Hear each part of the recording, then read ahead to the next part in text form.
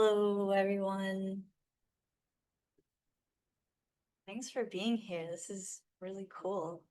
So today I'm going to be talking about the monitoring work that I've been doing, and others have been doing, on Enbridge's Line 3 pipeline that crosses through northern Minnesota. I've been doing this work for 4 years, and most recently last August, I visited 15 different sites along the Line 3 corridor. And collected thermal and visual data with my drones. But before we get into that, I just want to introduce myself and give a bit of context to this work. So my name is B. Kakak. I use she, her pronouns. I'm from Sabin, Minnesota in the Red River Valley. I have a degree in ecology and evolutionary biology from MSUM in Moorhead. Some GIS training from Fond du Lac Tribal and Community College. I spent about 10 months on the front lines in the fight against the Line 3 pipeline, and then have been doing years of monitoring since then. I'm a federally licensed drone pilot, and my hope is to serve my communities with my drone work in pursuit of land back and liberation for all.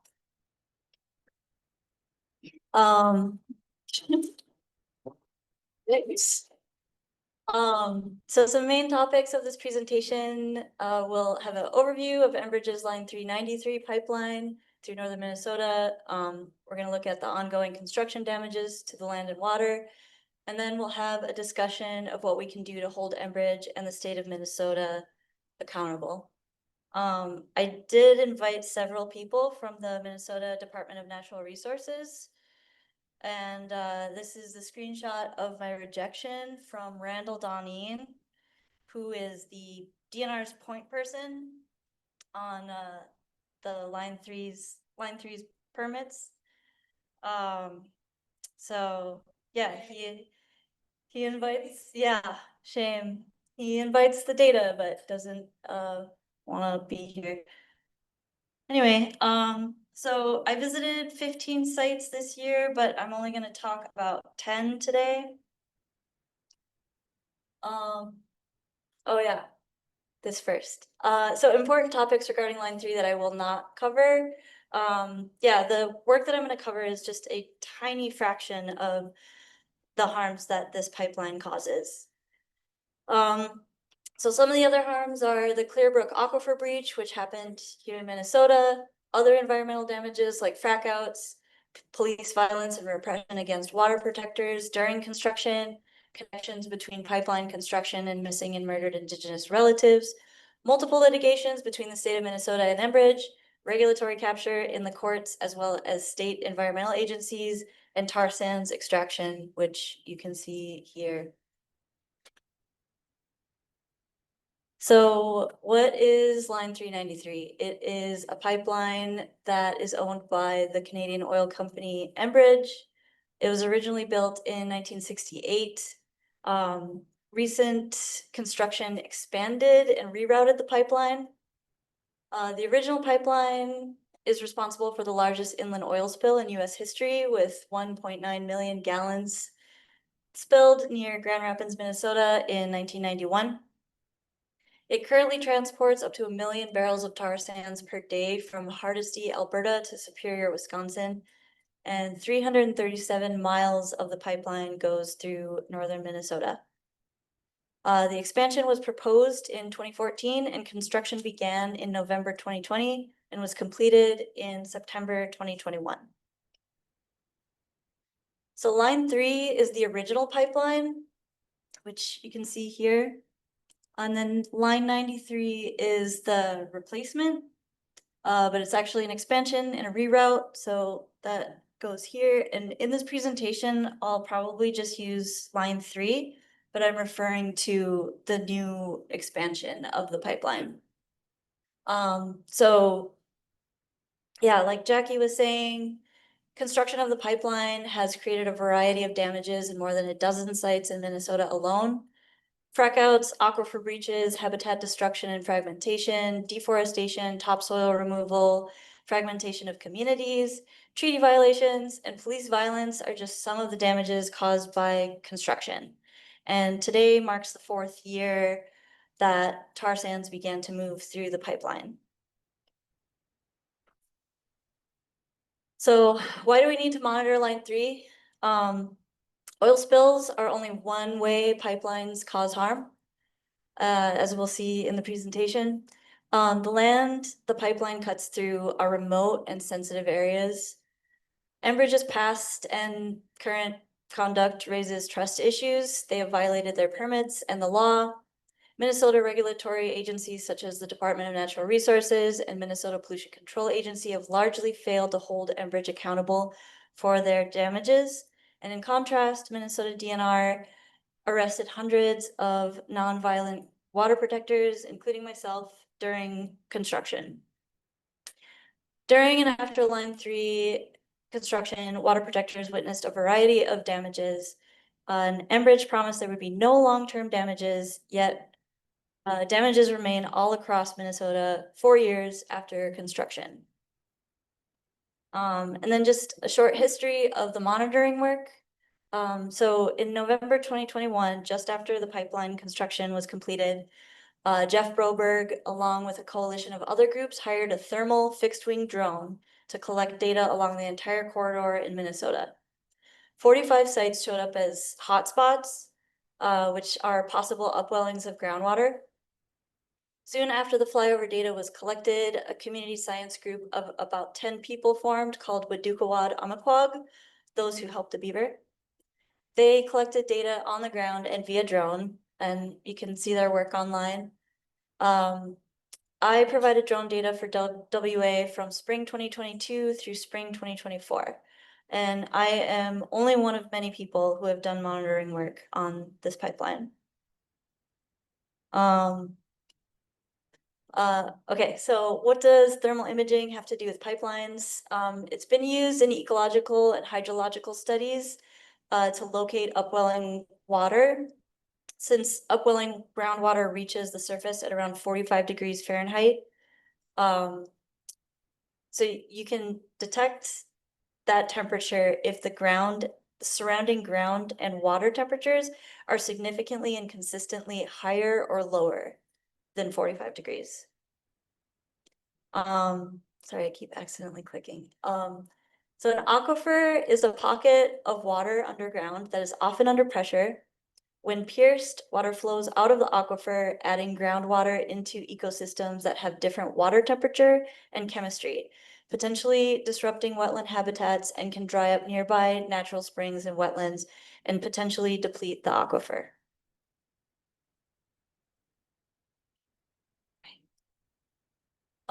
So how did Enbridge pierce the aquifers?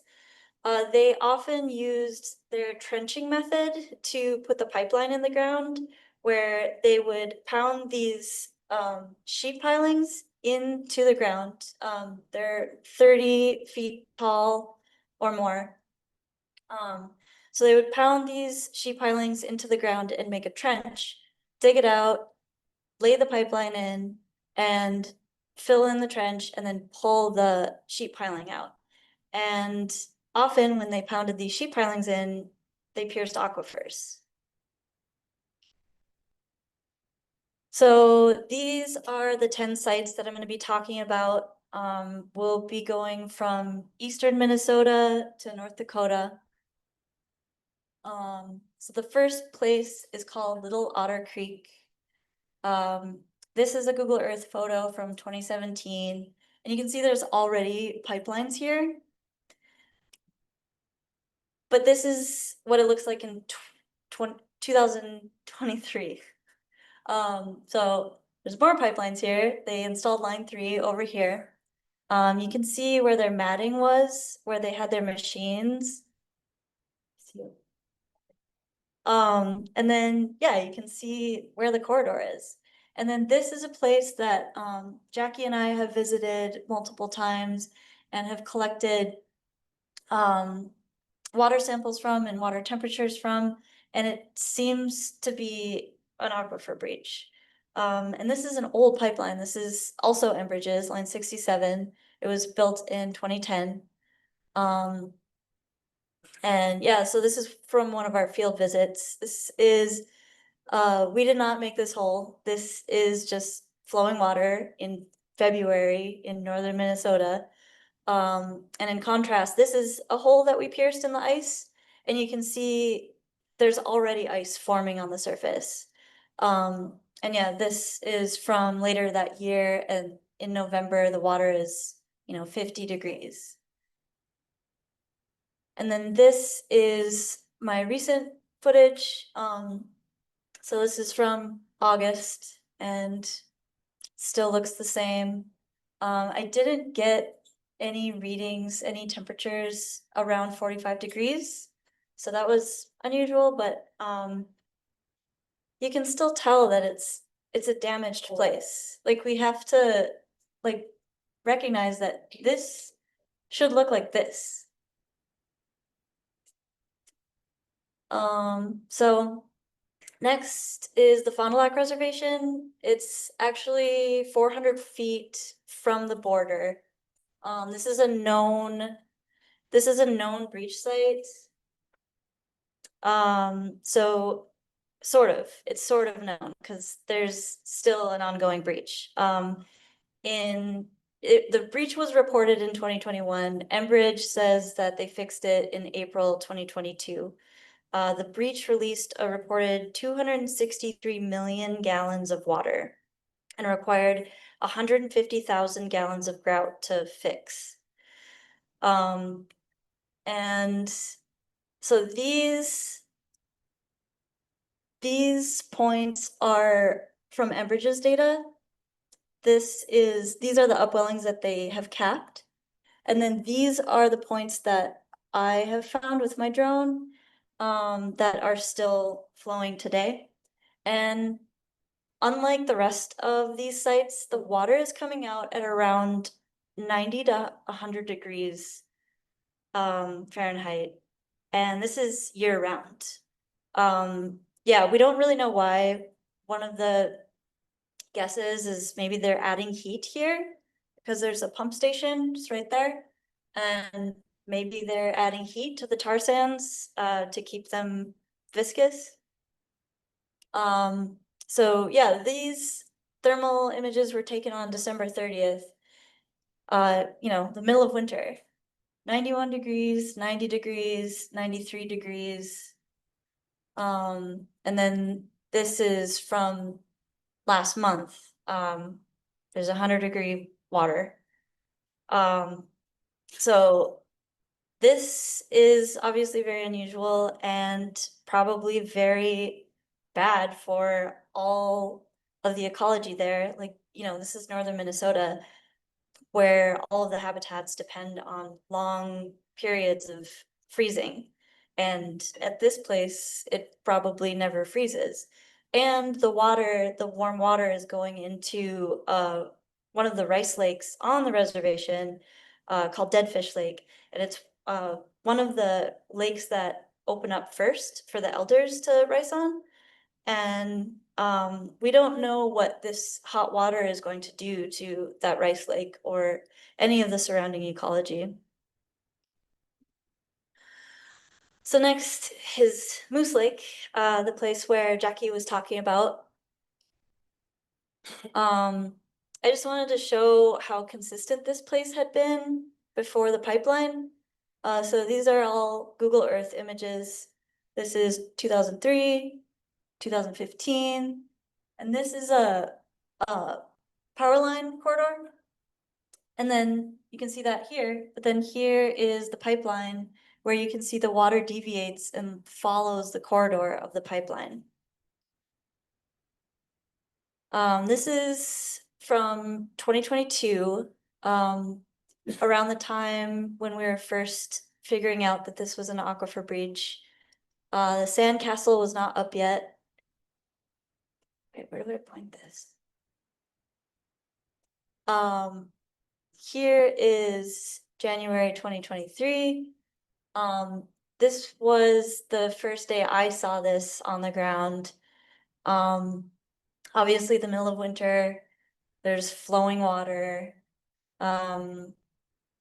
this is a confirmed breach site. It was not, like Jackie said, it was not confirmed until the media got a hold of it. Here's a drone photo from 2023. You can see the water. You can see the pipeline corridor very clearly, and there's the sandcastle over there. There's the sandcastle later in the summer. Here's 2024. You can still see the corridor very clearly. And then here's this year, and you can still see the corridor. It looks a lot better, but it still should look like all of that. And yeah, there's still upwelling water there. We don't know how they're gonna fix this. And there's been, there were other natural springs that have since dried up. And next is Hay Creek. Kind of the same thing as the first one, Little Otter. This is probably not from line 3, but still it should have been reported. I mean, it's right next to line 3. So I've recorded kind of the same temperature throughout the years. And yeah, the question still is where is the DNR? Next place is LaSalle. This place is a beautiful, beautiful place that has been really abused by Enbridge. So here are some more Google Earth photos. This is 2020, and then you can see they just clear cut all of this for the pipeline. And before construction began, many experts warned Minnesota state agencies that this is the worst place for a pipeline. The experts were right. Enbridge installed another trench. So this here is this. So they installed a trench all the way down the corridor. Reported 9.8 million gallons of water poured from the ground. Their fix was to install 135 pipes and pump 51,000 gallons of grout into the wetland. Can you tell me about the water pipes? You said I have lost 900 what?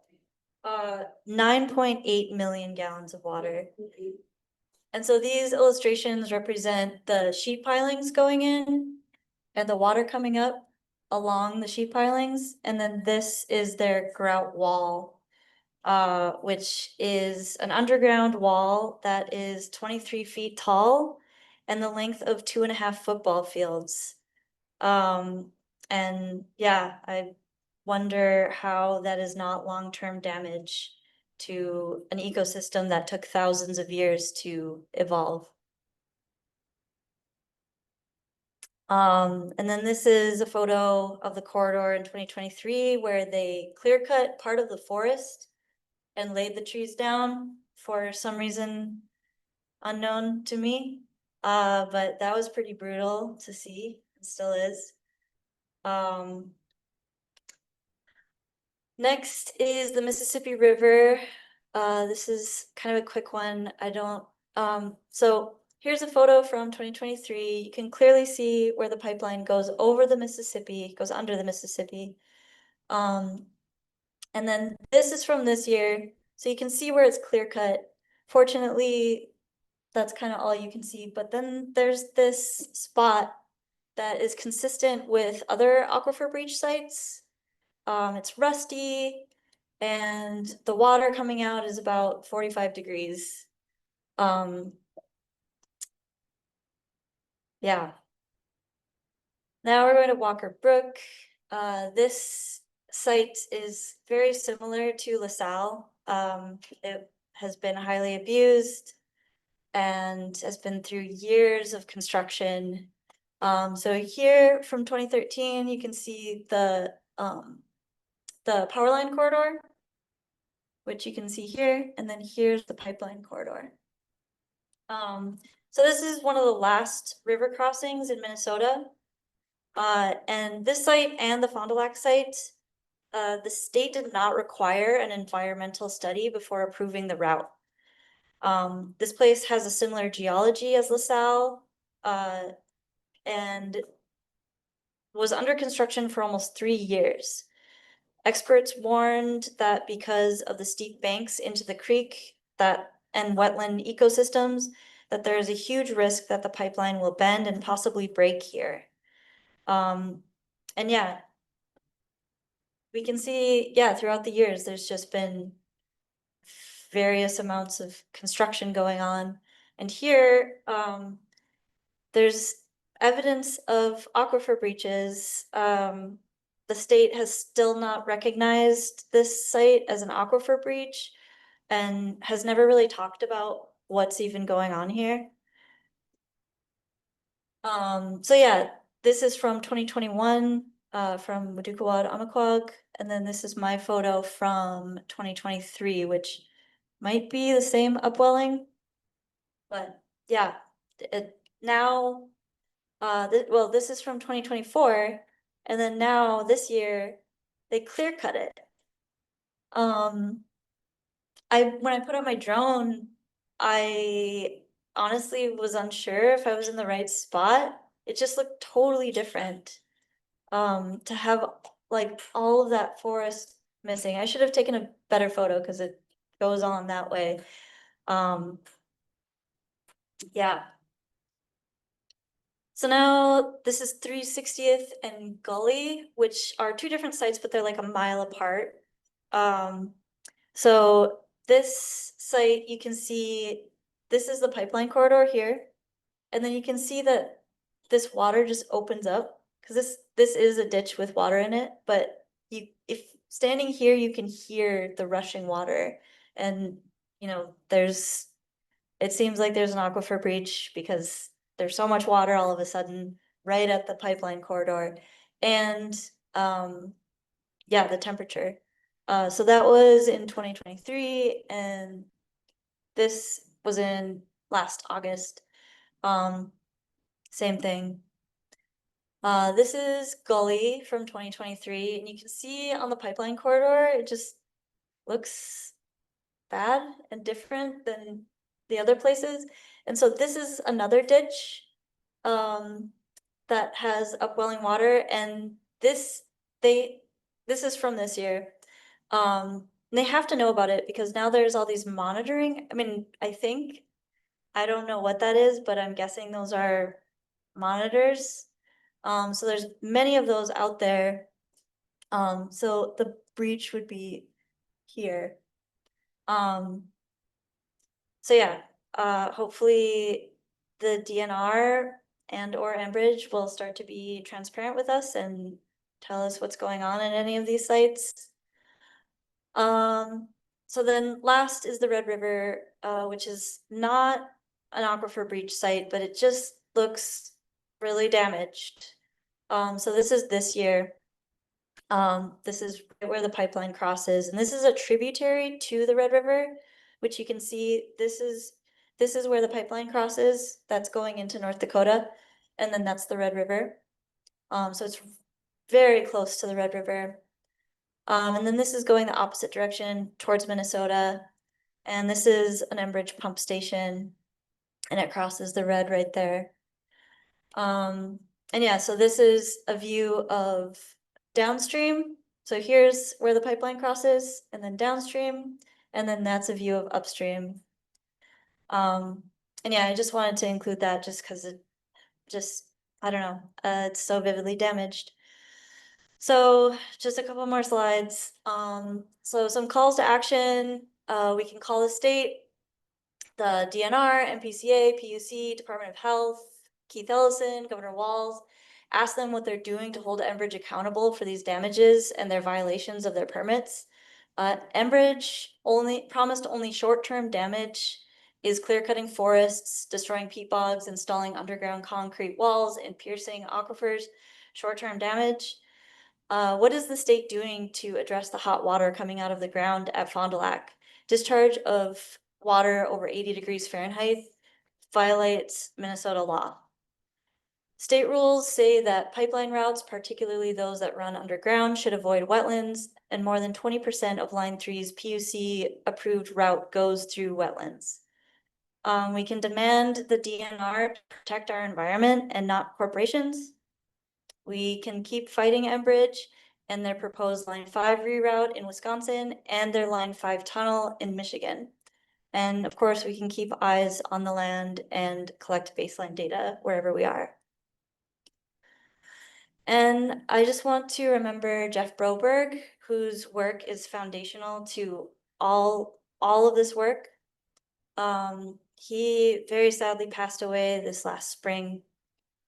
He was an environmentalist, a geologist, hydrologist, trout fisherman, and a friend to so many. He was so dedicated to the land, and so many people, and the land too, I'm sure, is very thankful to him, and we miss him. And also, I just want to thank the Three Waters team, Tommy and Andy and Debbie and Tiffany and the rest of the team. And thank you, Jackie and Scott and Laura, for contributing your knowledge. And thank you to the staff here at the Nature Center for having us. And thank you all for supporting this work and protecting the land. And yeah, this work is community supported, so if you want to throw down, I would be grateful, but also no pressure.